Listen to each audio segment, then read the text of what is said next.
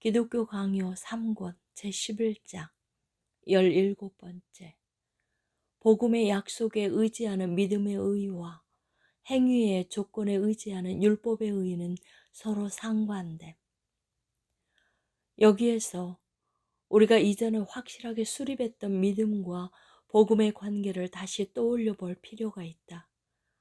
믿음은 복음에서 주어진 의를 받아들이고 포용하기 때문에 의롭게 한다고 일컬어진다.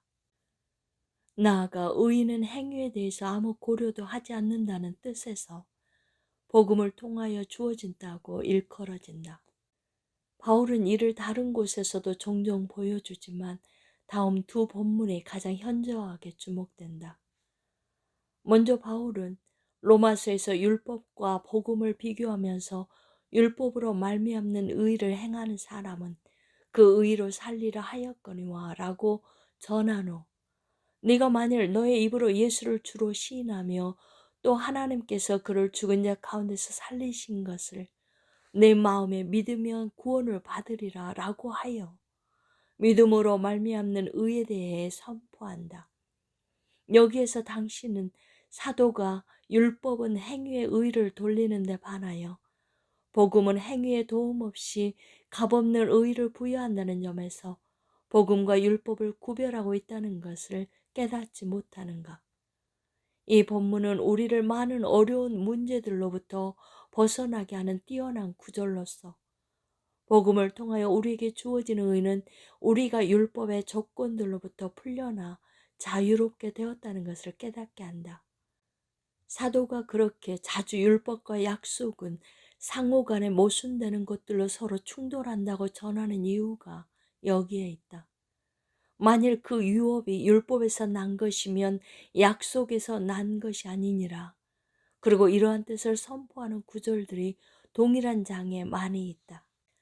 확실한 것은 율법에도 그 자체의 약속이 있다는 사실이다. 그러므로 우리가 복음과 율법을 비교하는 것이 어리석은 일이 아니라는 것을 인정하는 한 복음의 약속에는 구별되고 다른 무엇이 있어야 한다. 그렇다면 율법의 약속은 행위의 조건에 의지하는 데 반해서 복음의 약속은 오직 값없이 누리는 하나님의 자비에만 의지한다는 점 외에 다른 어떤 구별이 있겠는가? 율법에 있어서 사람이 자기 자신의 힘과 자유의지로 이루었다고 하나님 앞에서 거만하게 내세우는 그런 의의만 배척되어야 한다면 나에게 투덜거리는 자가 아무도 없도록 하라. 바울은 율법은 명령하지만 아무것도 할 수 없다고 가르침으로써 어떤 여지도 남기지 않는다. 보통 사람이든 더할 나위 없이 완전한 사람이든 그 누구도 율법을 다 행할 수는 없다. 분명 율법의 으뜸가는 머리는 사랑이다. 하나님의 영이 우리를 빚으셔서 사랑에 이르게 하실진데 어찌 사랑이 우리에게 의의 원인이 되지 않겠는가? 그러나 심지어 성자들조차도 사랑이 사지가 잘린 것과 같이 불완전하기 때문에 그 자체로는 아무 값도 매길 수 없는 것이 아니겠는가? 18번째, 행위와 무관하게 행위 없이 믿음으로 의롭다함을 얻게 됨. 두 번째 본문은 다음과 같다. 하나님 앞에서 아무도 율법으로 말미암아 의롭게 되지 못할 것이 분명하니 이는 의인은 믿음으로 말미암아 살리라 하였음이라. 율법은 믿음에서 난 것이 아니니 율법을 행하는 자는 그 가운데서 살리라 하였느니라. 행위는 믿음에 속한 것으로 생각되지 않을 뿐만 아니라 믿음으로부터 완전히 분리된다는 사실에 동의하지 않는다면 어떻게 이 논의를 계속해 갈 수 있겠는가? 율법은 믿음과 다르다는 것이 사도가 전하는 말씀이다. 왜 그런가? 그 이유는 행위는 율법의 의를 위해 요구되므로 믿음의 의를 요구하지 않기 때문이다.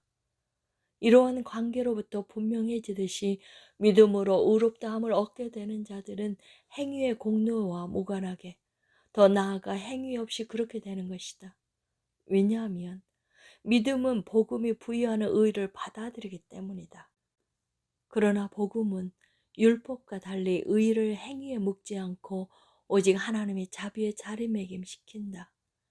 이는 바울이 로마서에서 주장하는 것과 다르지 않다. 즉 아브라함은 자기에게 믿음이 의로 여겨졌기 때문에 자랑할 것이 없다는 것이다. 또 이를 확정하기 위해 사도는 믿음의 의는 상급을 받기에 합당한 어떤 행위도 없는 곳에 자리하고 있다고 덧붙인다. 일하는 자에게는 그 싹이 보수로 여겨지거니와 믿는 자에게는 그 싹이 값없이 주어진 것으로 여겨지나니, 믿음과 행위에 대해 사도가 말하고자 하는 바가 이곳에서도 적용된다. 같은 맥락에서 조금 더 이어지는 본문에서는 우리가 믿음으로 유업을 얻는 것이 은혜에 따른 것이라는 사실이 첨가된다. 유업은 믿음으로서 취하게 되기 때문에 값없이 주어진다는 결론이 뒤따른다.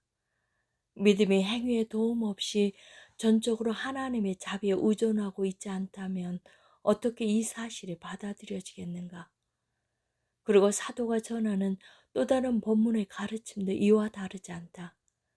이제는 율법 외에 하나님의 한 의가 나타났으니 율법과 선지자들에게 증거를 받은 것이라. 여기에서 사도는 율법을 배제함으로써 우리가 행위에 의해서 도움을 받는다는 것과 우리가 행함으로써 의의를 얻는다는 것을 모두 부인하는 한편, 우리는 아무것도 없이 나아가서 의의를 받아들이게 된다는 것을 선포한다.